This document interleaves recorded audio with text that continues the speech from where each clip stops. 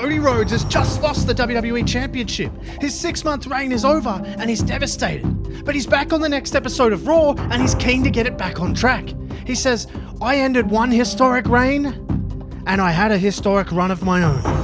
But there is one piece of the puzzle, one championship that will truly define my legacy. But before he can go on, we hear the music of Gunther and he comes out and he says, I know you're talking about me, Cody. I know you're talking about the historic reign I've had as Intercontinental Champion. And Cody says, I've held that championship twice.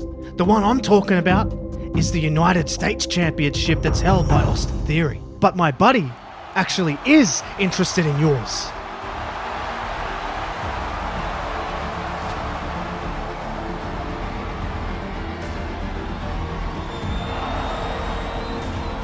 Gunther is down, and standing over him and revealing his face is Ted DiBiase Jr.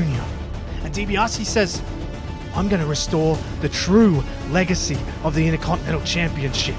I'll be seeing you again real soon, my friend. Then from behind, here comes Theory, the US Champion, and he manages to get on top of Cody, but DiBiase is there to step in. Cody looks at Ted and says, ha, look at this image. It's priceless. And later in the week on SmackDown, it's announced that Rhodes and DiBiase will be facing Imperium, Vinci and Kaiser in tag team action. They want revenge after the attack on their leader. It's a real throwback for Rhodes and DiBiase, who of course are former tag team champions. And as the match wears on though, Theory and Gunther take their opportunity. The match never mattered. It was just for Theory and Gunther to get him where they wanted him. Gunther nails DiBiase with a giant lariat and he knocks him clean out. And over the other side of the ring, Theory is able to get Cody in position and drive him through the announce table. And Theory looks down at Rhodes and says, now that's priceless.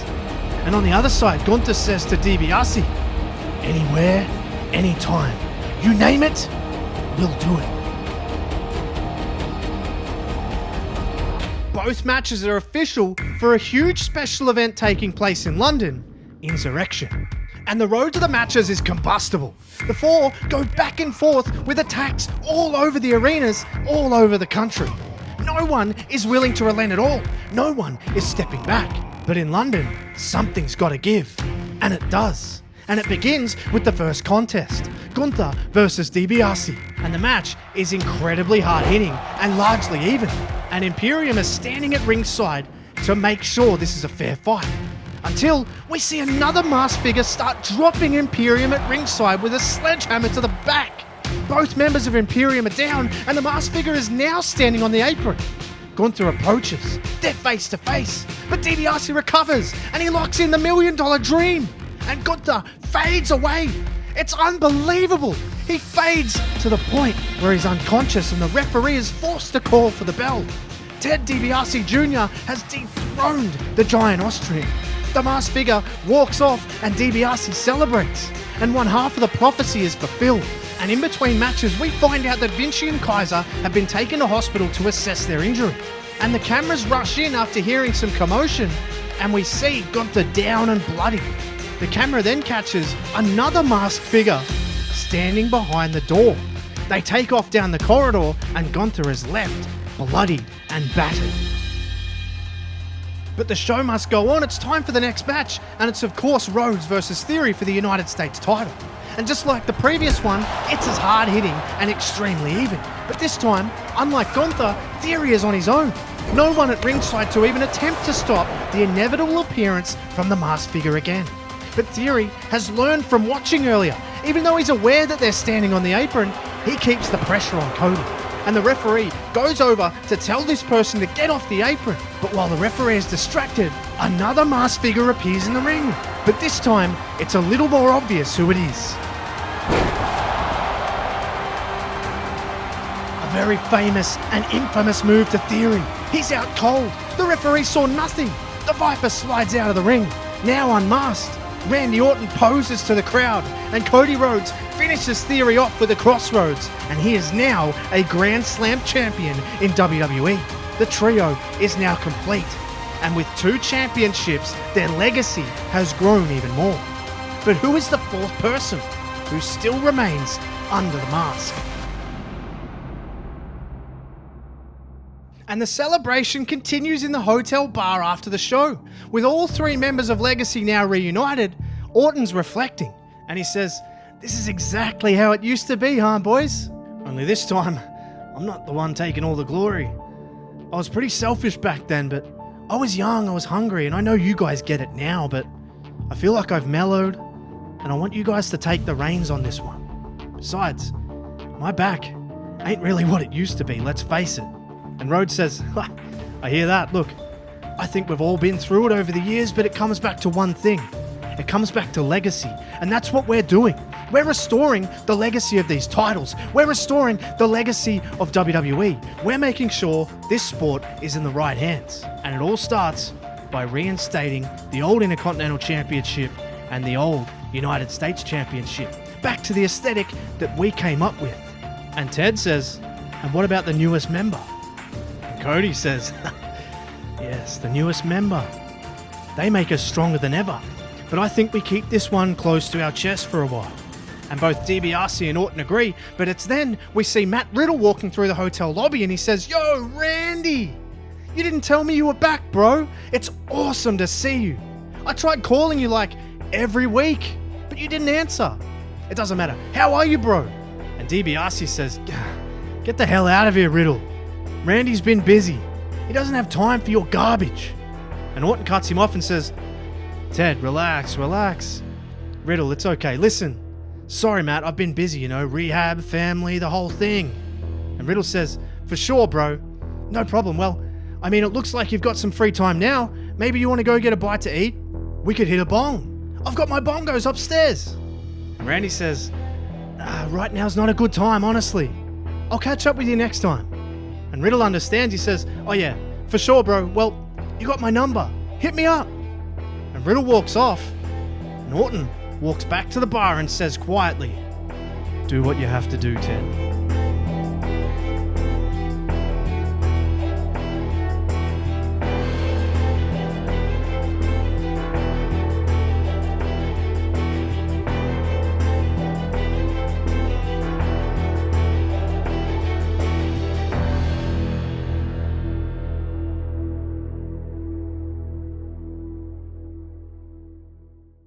We're now on the road to a newly returned premium live event, Bad Blood. But the world wants answers, and in an exclusive interview with Michael Cole, Randy Orton gives them.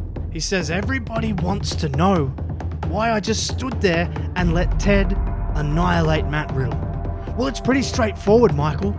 It's all about legacy. It's all about preserving the dignity of professional wrestling. You see, we all come from a long line of generational talent, a rich history, and we're in the business of keeping that rich history alive. We might be older, but we're also wiser. And why would we want the legacy of this sport tarnished by tomfoolery of someone like Matt Riddle? Yeah, we were friends. Yeah, occasionally I joined in on the fun, but I saw the error of my ways after a phone call with Cody and Ted that changed my perspective. Look around on these walls. Do you see me on these walls? No. And it's because people like Riddle hold me back. So whether it's Riddle, Gunther, Imperium, even Theory, they aren't worthy of carrying on the legacy of WWE. That spot is reserved for us. And as Orton begins to walk off, Cole stops him and says, "Randy, if I may, just one final question. Will we ever find out just who that masked figure was?" And Orton laughs. He says, "Oh, I'm counting on it." And the next week we get medical updates on the victims of Legacy. Gunther has a serious concussion and is out for the foreseeable future. Kaiser and Vinci avoided major injuries. They only have bruising and they're cleared to fight. And that's exactly what they want to do. They immediately make a challenge for Bad Blood. They want Rhodes and DiBiase in a Tornado Extreme Rules match. They want to repay the favour after the assault from the masked figure. And Riddle is cleared for action, but he is banged up. But the assaults don't end there. Orton, DiBiase and Rhodes ruin the entire show because they interrupt matches that they feel aren't enhancing the legacy of wrestling. And as the dust settles, Legacy are all in the ring. And Riddle makes a plea to Randy Orton one more time. He says, "Randy, please, we were bros. We were tight. If anything, surely you don't want your legacy to be this." Riddle then looks to his side. He sees the masked figure standing there with a sledgehammer again. And Riddle, already being super banged up, decides to leave, but he's incredibly disappointed. And on the eve of Bad Blood, Cody and DiBiase are smugly telling the whole WWE universe that they're going to restore some dignity to pro wrestling. And they're going to do it by holding open challenges for both of their championships back to back. And Ted is up first.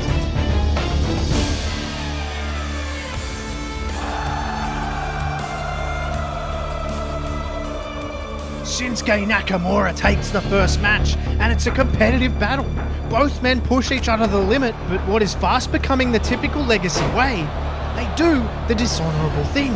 DiBiase has his feet up on the ropes. The referee doesn't see it, and DiBiase retains the Intercontinental Championship. Right after the match, Nakamura is thrown to the wolves because Orton runs out from the back and lines him up. He's thinking a punt on Nakamura. But before he can hit it, Riddle's music hits, and Riddle runs out. And Orton meets him halfway, but Riddle nails him with a Pro Derek.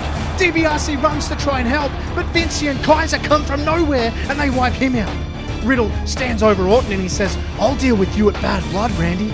No more bros. I'm ending this inside Hell in a Cell to keep your new buddies out." He then locks eyes with Cody and he says, "You said open challenge, right? Well, let's go, bro." And just like that, the US title is on the line. It's Cody versus Riddle, and it is on. Riddle is banged up, but he's fighting for his life on the eve of his battle with his former friend. Riddle runs him so close, he nails him with a Bro Derek. He's got him. 1, 2, no. Rhodes kicks out. He's struggling, but Riddle is unrelenting until the damn masked figure arrives again.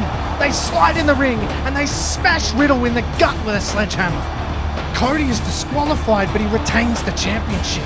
It's a close call, but we find out, finally, who's under the mask.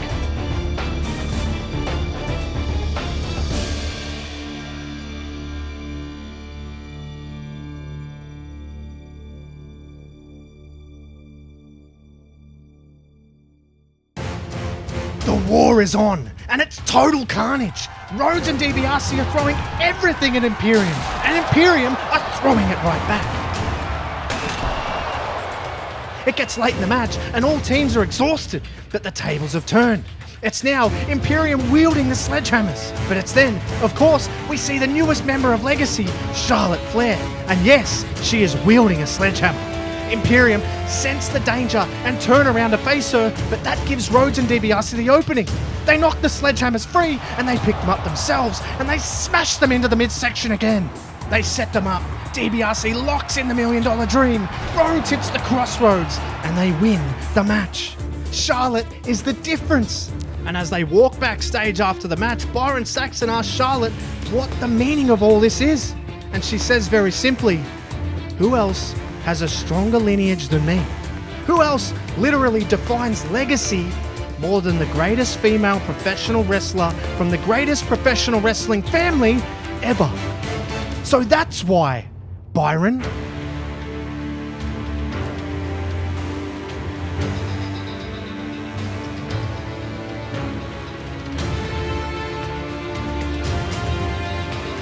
Orton has told Legacy that he's going to handle business tonight, but they all watch on from the back. And Riddle is clearly heartbroken that it's gotten to this point, but if you corner a Viper, they will strike, and that's exactly what Randy Orton does. It's brutal, and it's unrelenting. And the match isn't that competitive. Riddle is RKO'd, bloodied, and beaten. But Orton goes to the corner, and he's gonna do it. He's gonna punt Riddle, his former friend.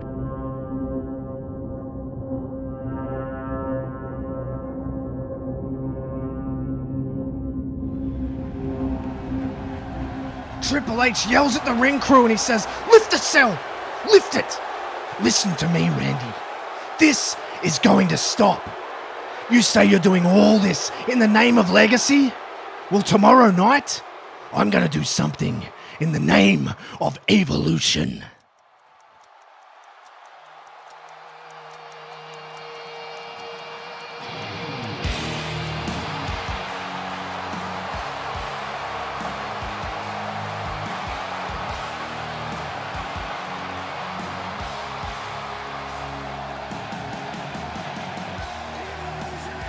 This is what Triple H was talking about. He's put together a supergroup of the best and brightest young talent in WWE in the name of Evolution. Austin Theory, Carmelo Hayes, Zion Quinn, and Cora Jade. And Theory makes the message loud and clear. He says, "We've been handpicked by a man who was the first to believe in us, a man who believes in the evolution of this business. And we will lead that evolution all the way to Survivor Series, because sometimes you have to evolve to form a legacy."